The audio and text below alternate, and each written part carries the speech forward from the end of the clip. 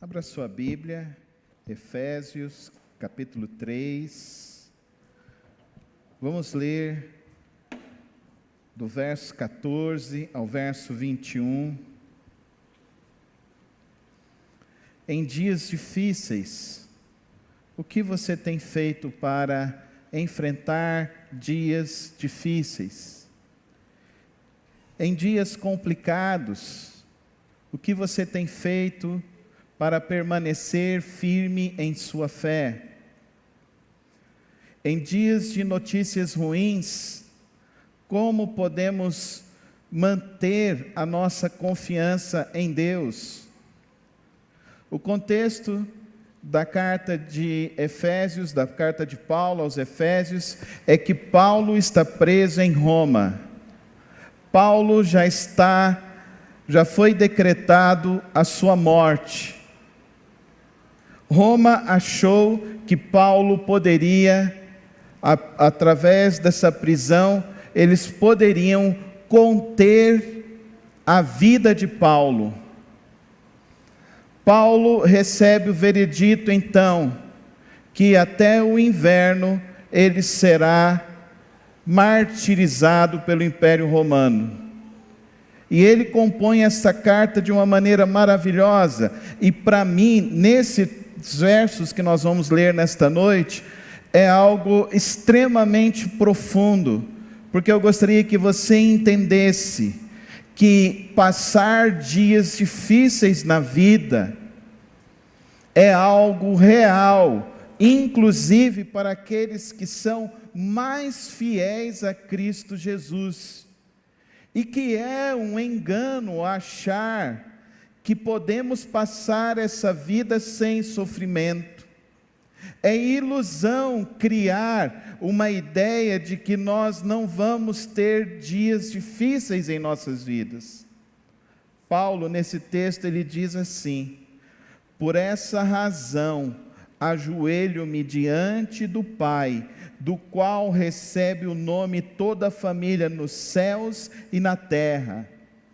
Oro para que, com as suas gloriosas riquezas, Ele os fortaleça no íntimo do seu ser com poder, por meio do seu Espírito, para que Cristo habite no coração de vocês, mediante a fé. E oro para que, estando arraigados e alicerçados em amor, vocês possam, juntamente com todos os santos, compreender a largura, o comprimento, a altura, a profundidade, e conhecer o amor de Cristo que excede todo conhecimento, para que vocês sejam cheios de toda a plenitude de Deus. Aquele que é capaz de fazer infinitamente mais do que tudo que pedimos ou pensamos, de acordo com seu poder que atua em nós.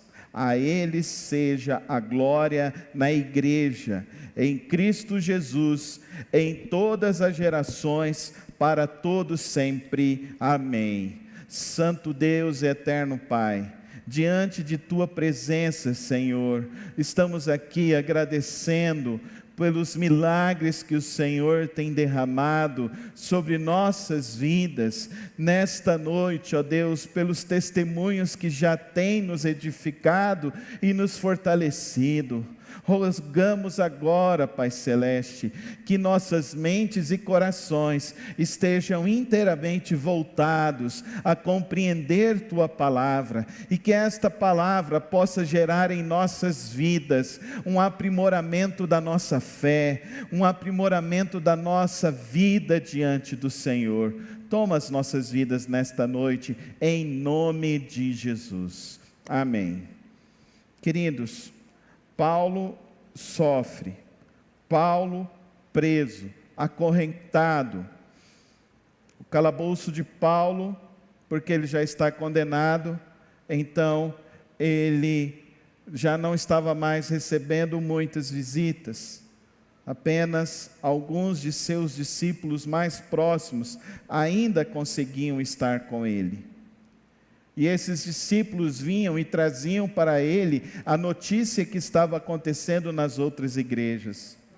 E Paulo então escreve, ditando estas palavras e falando estas palavras, ele diz para esses irmãos que não desista, não desista, não desanime na sua vida.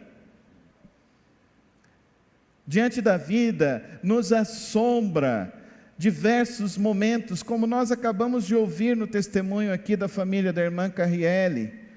Existem dias em que choramos um choro que nós não sabemos quando cessará as nossas lágrimas. Existem momentos em nossas vidas que, segundo Tomás de Aquino, ele diz, existem noites densas, negras e turvas que nos impedem de ver e acreditar. Mas mesmo assim, precisamos continuar crendo em Deus. Paulo sabia disso. O mistério não estava mais em oculto. Cristo veio, Cristo morreu, Cristo ressuscitou. Amém, irmãos? Cristo veio, Cristo morreu, Cristo ressuscitou. Essa é a nossa confissão de fé e de esperança. Cristo ressuscitou, Ele venceu a morte, seus discípulos o viram, e Paulo nos diz, nos versículos anteriores, que Ele também o viu, e que Ele também foi testemunha de que Cristo ressuscitou. Por isso ele diz aos seus irmãos, eu não desisto, eu não entrego, eu não me abalo. Você quer aprender a viver como Paulo? A não desistir, a não se abalar, a não entregar os pontos, não jogar a sua toalha, no seu casamento, na sua profissão, na sua vida espiritual, nos seus negócios. O texto nos diz algumas atitudes de Paulo. A primeira atitude, eu me coloco de joelhos e oro. Você sabe como que os judeus oravam? Os judeus não oravam ajoelhados. Paulo diz então que ele se coloca de joelhos, ele se prostra diante de Deus, ele reconhece que Deus é soberano sobre todas as coisas, amém? Você pode falar comigo, Deus é soberano? Ele é soberano sobre todas as coisas. Por isso, ao invés de desistir, ao invés de esmurecer, ao invés de deixar de orar, ao invés de deixar de crer na palavra de Deus, faça como Paulo, se prostre, se ajoelha diante do Pai, se ajoelha diante de Deus. Ele conhece você, Ele sabe da tua história, Ele sabe das tuas dores, Ele te fortalecerá. Não importa a circunstância mais difícil, Deus se colocará ao teu lado, porque Ele, além de ser soberano, Ele é onipresente, Ele está conosco, em todas as circunstâncias. Mas o interessante é que Paulo, a oração de Paulo, não é uma oração assim, Deus me livra da morte, Deus dá um terremoto como o Senhor fez lá e me livrou junto com Silas. Não, Deus, ele não ora, Deus me livra da morte agora para que eu possa falar mais aos irmãos. Não, ele não fala isso. Não é que Paulo jogou a toalha, mas Paulo sabe agora o que é mais importante na vida. E os momentos de lutas e de dificuldades na vida é um grande aprendizado. Quem não quer sofrer, quem não quer deixar os filhos sofrer, prejudica a si, prejudica o amadurecimento dos filhos. Nós precisamos aprender que a maior escola da vida se chama o sofrimento. Pensa comigo, a matéria que você tinha mais dificuldade enquanto você estudava, não era a matéria que você mais estudou, e você hoje, talvez você esteja na carreira daquela matéria que lá atrás te desafiou, e que você se angustiou por ela. Pensa também nas outras coisas que o sofrimento propiciou para você, na melhora da sua condição. Querido irmão e querida irmã, nós precisamos aprender que sofrer e passar dias difíceis e turbulentos nos ajuda a crescer e a amadurecer. Nós precisamos aprender a orar. Paulo se ajoelha, ora, verso 16, oro para que com as gloriosas riquezas Ele os fortaleça no íntimo do seu ser, com poder por meio do seu Espírito. Amém, irmãos? O que Ele quer que fortaleça? Ele quer que livre. Eu não quero que vocês venham, que vocês passem por dificuldades. Não, olha que oração. Olha que oração. Essa é a oração que as minhas filhas precisam. Essa é a oração que os nossos filhos precisam. Senhor, fortaleça os meus filhos no íntimo do ser deles. Amém, irmãos? Você ora assim? Você ora para que eles estejam realmente sendo fortalecidos no íntimo do ser, no âmago deles, na alma deles, na personalidade deles, que eles não percam a fé, que eles não esmoreçam, que eles confiem em Deus, confiem na graça, confiem no poder, confiem no agir de Deus. Ao invés de você orar assim: Deus, não permita que meus filhos passem por dificuldades, problemas, que eles não tenham problemas, mas eu quero que você aprenda a orar nessa noite, dizendo como o apóstolo Paulo: Deus, que os meus filhos, ao passarem pelos problemas, eles sejam guiados pelo Teu Espírito Santo. Amém, igreja?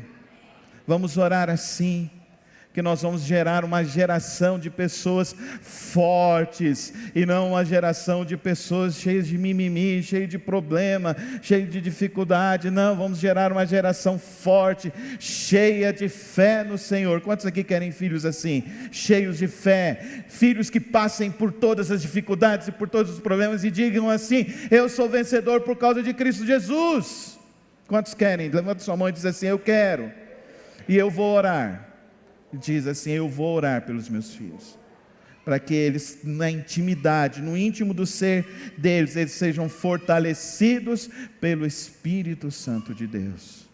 Agora é interessante que Paulo continua dizendo isso, e ele diz assim no verso 17: para que Cristo habite no coração de vocês mediante a fé, e oro para que, estando arraigados, alicerçados em amor.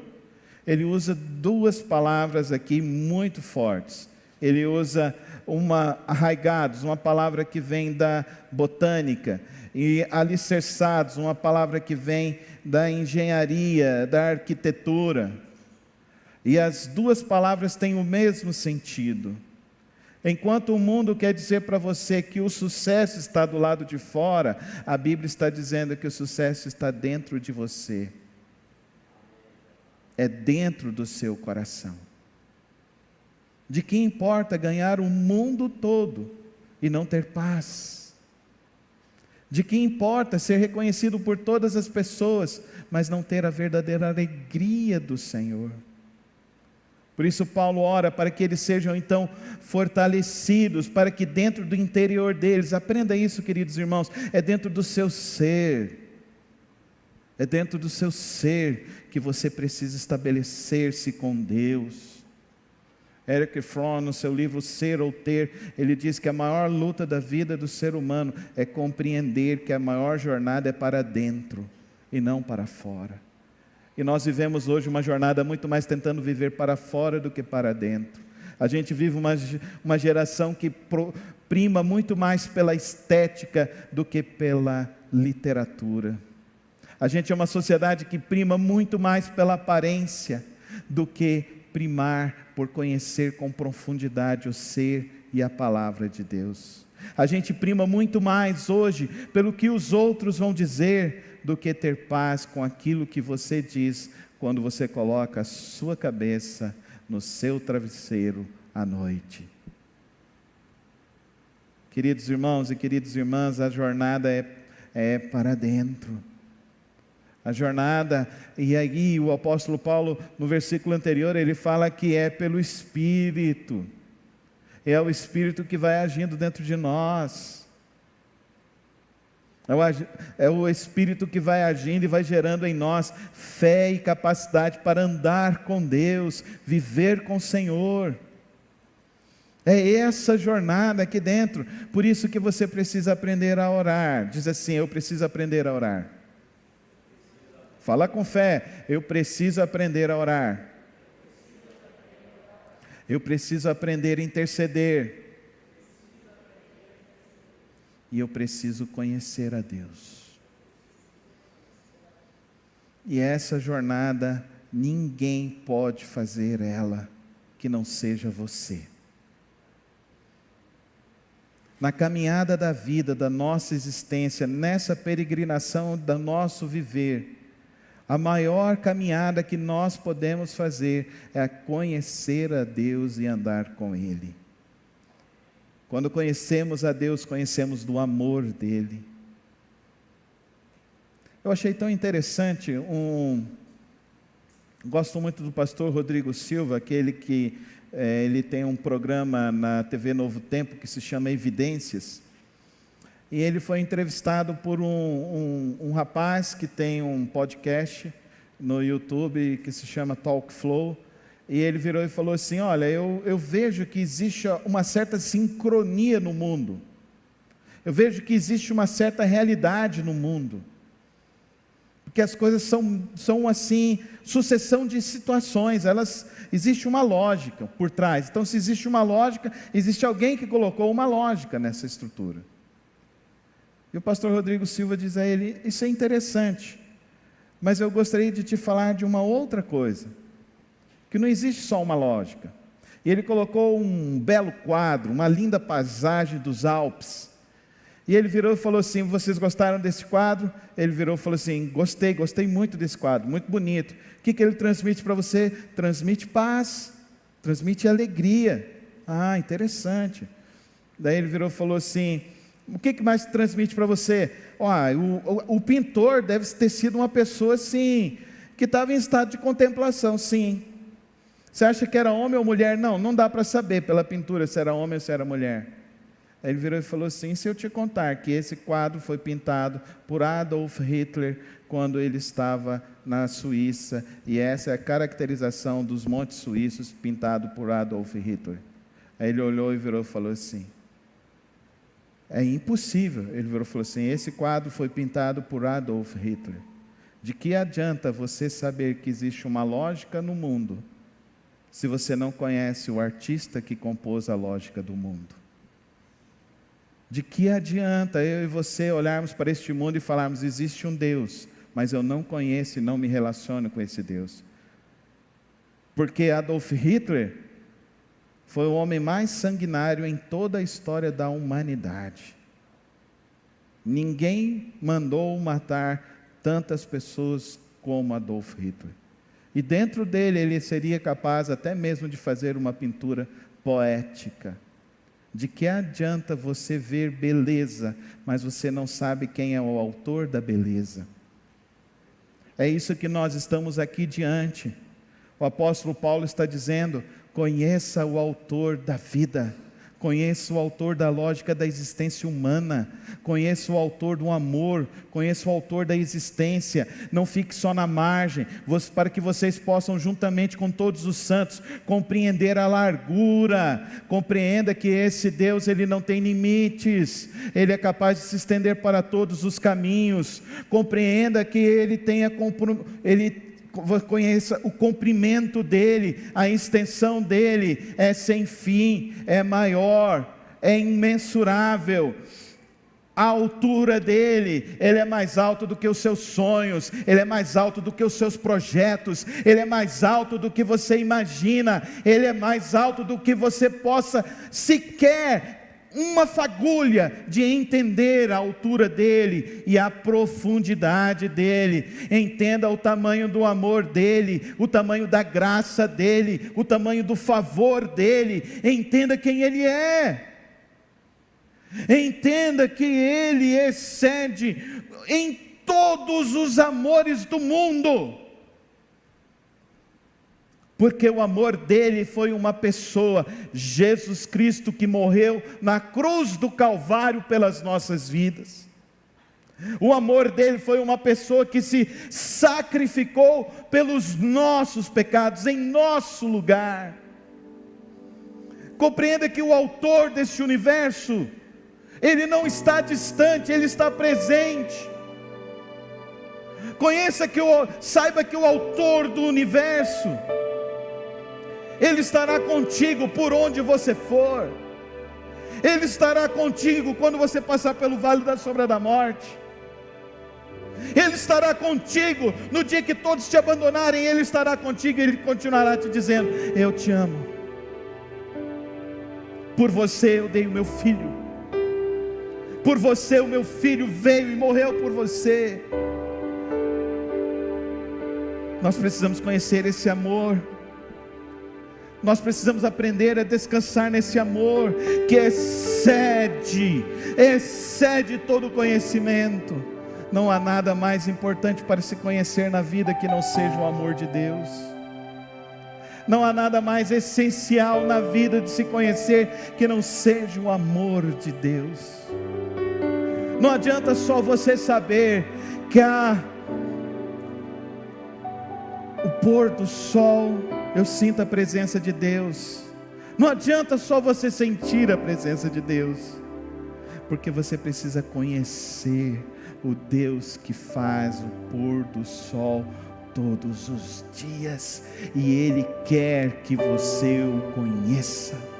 E Ele não é como aquela canção gospel que quer falar assim: ninguém explica Deus. Não, meu Deus é explicável. Eu vi a glória de Deus, e a glória de Deus é o Filho dele, Jesus Cristo.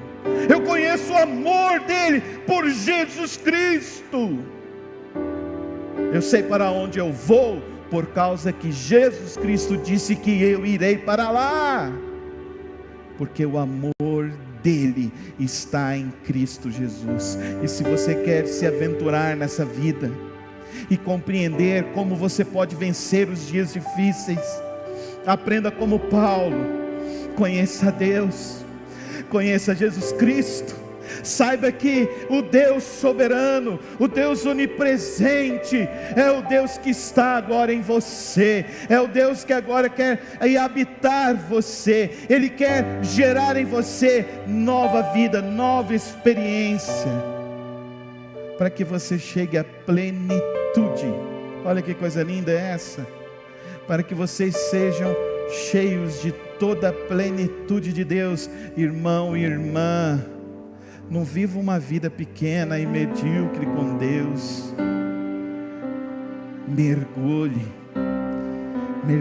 e vá aprofundando com Deus. Ele quer falar com você. Ele está desejoso de se encontrar com você todos os dias, todos os momentos. E olha que término dessa conclusão de Paulo. Você pode abrir sua Bíblia e ler junto comigo Efésios 3, 20 e 21. Você consegue projetar, Carol? Efésios 3, 20 e 21.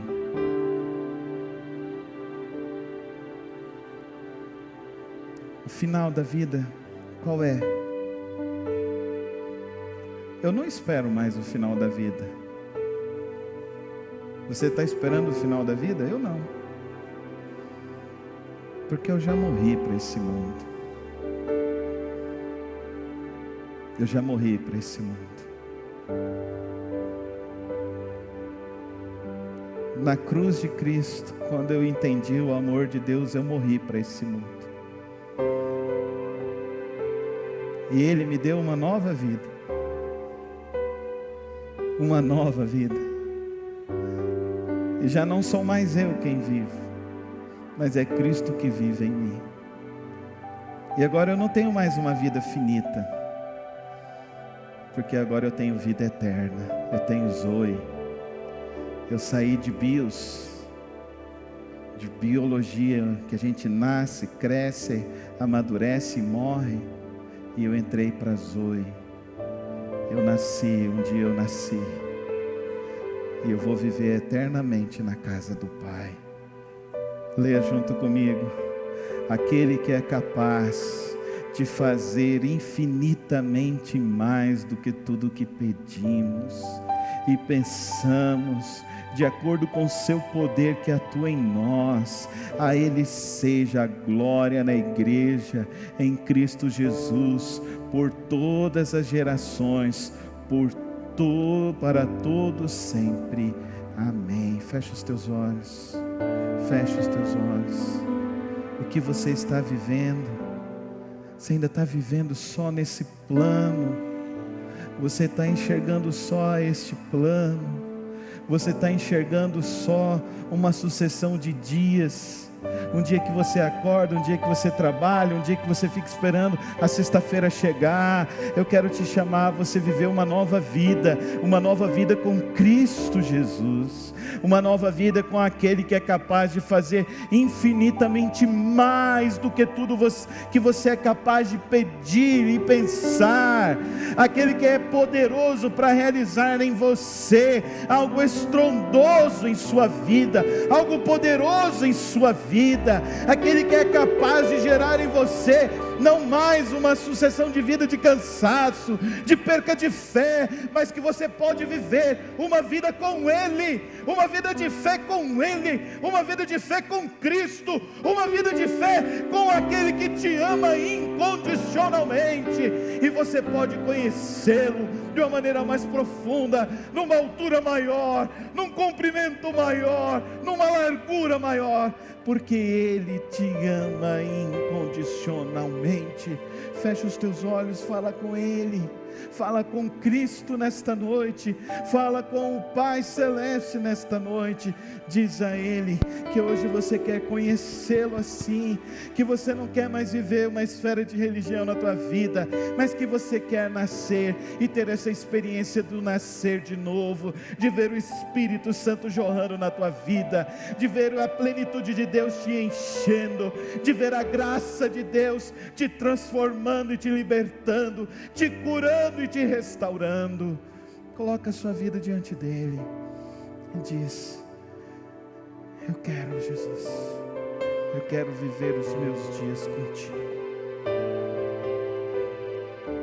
Se você fez uma oração assim e hoje você diz: eu quero viver uma vida com Jesus, contigo, Jesus, levanta sua mão. Eu quero orar por você nessa noite, quero pedir por você nessa noite. Amém, Jesus, amém.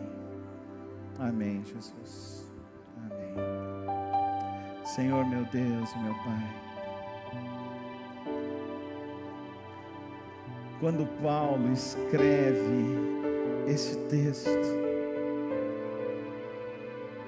ele estava se sentindo só, estava se sentindo cansado e abatido, mas o teu Espírito o renovou, e ele escreveu esse texto tão maravilhoso, para sustentar os teus servos do passado, e sustentar nossas vidas hoje. Por isso, Santo Deus, eterno Pai, toma as nossas vidas nesta hora. Eu oro a Deus por esses que entregam sua vida ao Senhor, e que eles possam continuar, ó Deus, assumindo o compromisso do batismo, se integrando na igreja, se integrando no discipulado e crescendo cada dia mais e mais no Senhor. Eu oro por aqueles, ó Deus, que hoje querem uma renovação de suas vidas, de fé com o Senhor, que hoje, ó Deus, eles se sintam tão acolhidos com o teu amor, com o teu poder tão grande, com a tua graça sem par. E que nessa noite, ó Deus, o Senhor possa fortalecer-nos, ó Deus, e nos conduzir à plenitude do teu Espírito. Toma as nossas vidas, em nome de Jesus. Amém. Nós vamos celebrar a ceia do Senhor nesta noite. Quero convidar o irmão Tomás, o irmão Fernando, a nos ajudar na distribuição dos elementos da ceia. Este momento é um momento da igreja do Senhor Jesus Cristo.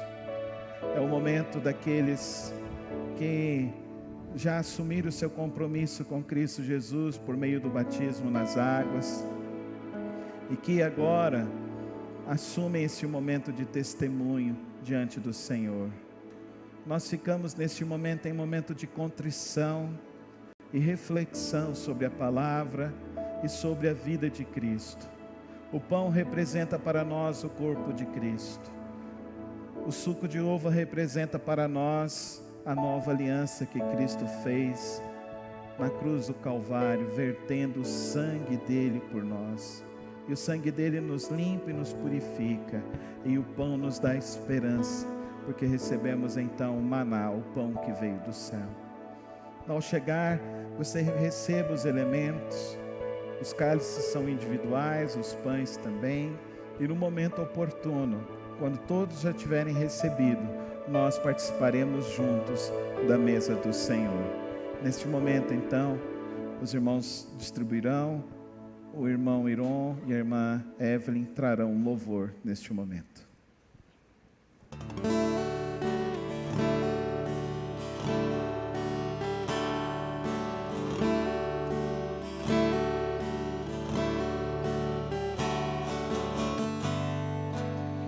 Ele não tinha qualquer beleza ou majestade para nos atrair. Nada havia em sua aparência para o desejarmos, mas rejeitado dentre os homens, ainda assim carregou nossas dores. O seu castigo nos traz paz e a esperança não se esvai. A oferta pela culpa ele ofereceu para satisfazer o Criador. Ele morreu para que a sua luz em nós pudesse brilhar. O Filho do amor se entregou em nosso lugar.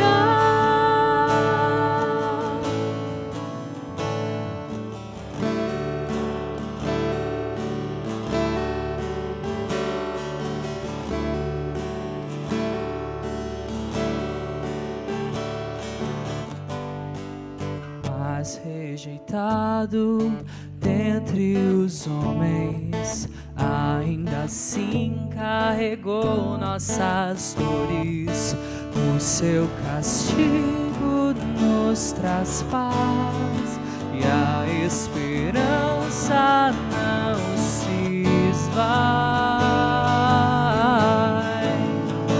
A oferta pela culpa ele ofereceu para satisfazer o Criador. Ele morreu para que a sua luz em nós pudesse brilhar.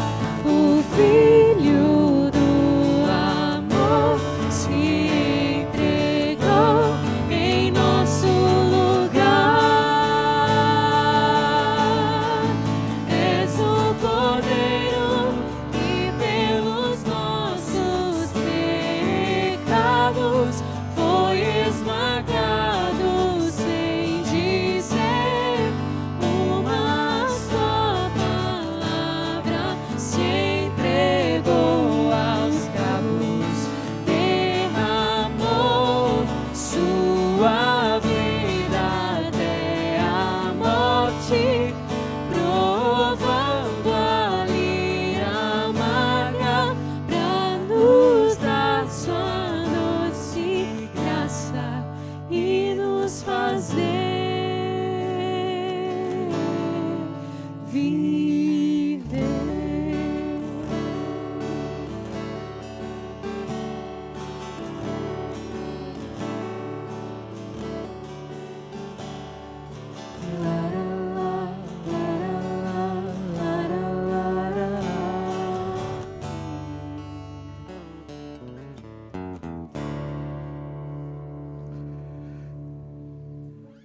Pois o Senhor Jesus, na noite em que foi traído, ele tomou o pão e, tendo dado graças, partiu e disse: Isso é o meu corpo que é entregue em favor de vós.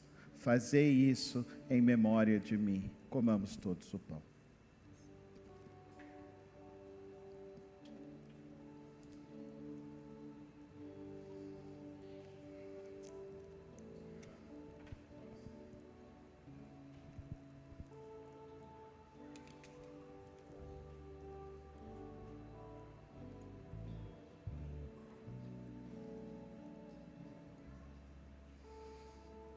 Logo após a ceia, ele tomou o cálice e disse: este cálice é a nova aliança que faço em favor de vós.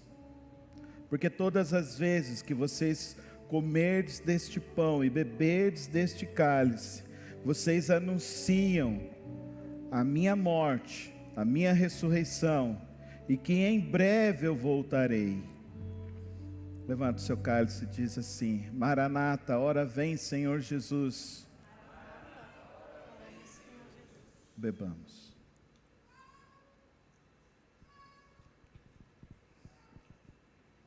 Nós te agradecemos, Pai Celeste. Nós te adoramos, ó Pai Celeste. Nós te exaltamos, Pai Celeste. Porque Tu és digno de todo louvor, de toda adoração. Nós te agradecemos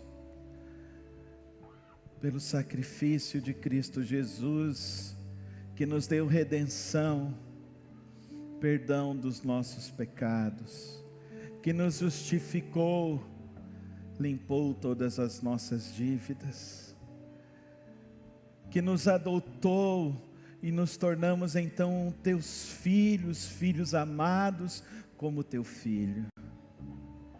E que um dia, ó Deus, nos prometeu que voltará e estaremos livres de toda a presença do pecado, e não teremos mais morte, mais doença nem enfermidade, e desfrutaremos, ó Deus, da eternidade com o Senhor, onde te adoraremos em espírito e em verdade para todos sempre. Ó Pai de amor, Pai Celeste, nós te agradecemos por tão preciosa salvação. Nós te agradecemos pela transformação que o Senhor tem operado em nós. Nós te agradecemos por esta celebração, pela santa comunhão do teu povo, pelo testemunho que foi transformado e foi declarado nesta noite, pela adoração, ó Deus, que realizamos. E que ao sairmos daqui, ó Deus, para mais uma semana, saiamos vivendo na Tua presença, hoje e para sempre. Amém, amém e amém.